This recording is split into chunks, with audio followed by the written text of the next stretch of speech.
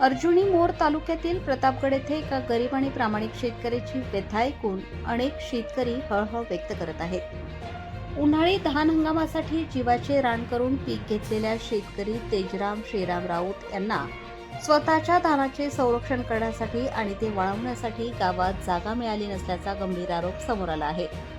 या प्रकारामुळे परिसरात संतापाचे वातावरण निर्माण झाले असून शेतकरी हा जगाचा पोशिंदा आहे, मग त्यालाच गावात स्थान नाही का, असा सवाल उपस्थित केला जात आहे।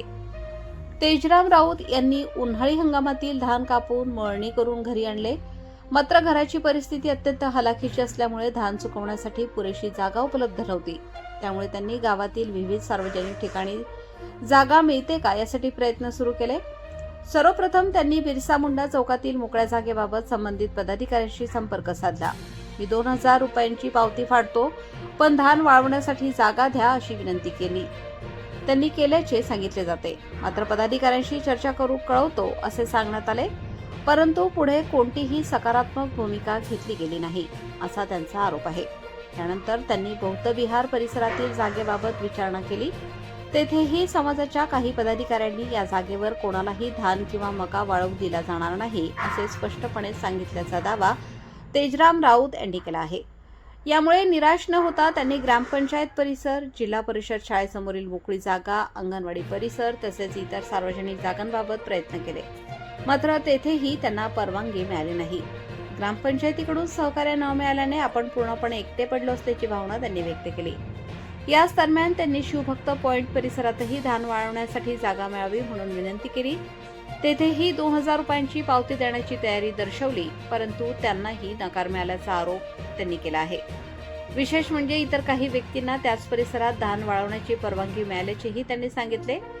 तेजराम राऊत यांच्या म्हणण्यानुसार त्यांनी खालील ठिकाणी धान वाळवण्यासाठी प्रयत्न केले होते: बिरसा मुंडा चौक, बौद्ध विहार परिसर, ग्रामपंचायत जागा, जिल्हा परिषद शाळा परिसर, अंगणवाडी परिसर, शिवभक्त स्थळ, ग्रामपंचायत चाळ परिसर, मात्र या सर्व ठिकाणी त्यांना नकार मिळाला असल्याचा आरोप त्यांनी केला आहे।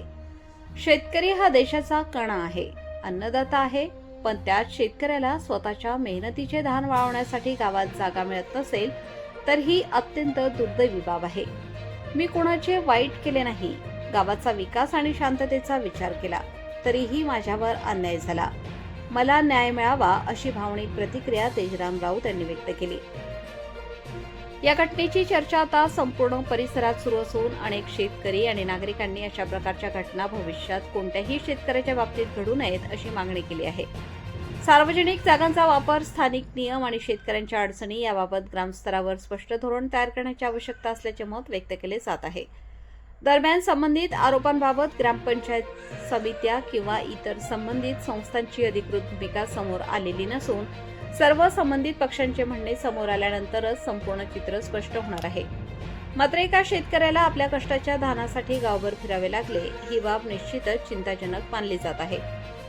अन्नदात्याच्या अश्रूंना किंमत मिळणार का, की प्रशासन आणि गाव कारभाराची दारे त्याच्यासाठी कायम बंद राहणार, असा प्रश्न आता प्रतापगडसह संपूर्ण तालुक्यात चर्चेचा विषय ठरत आहे।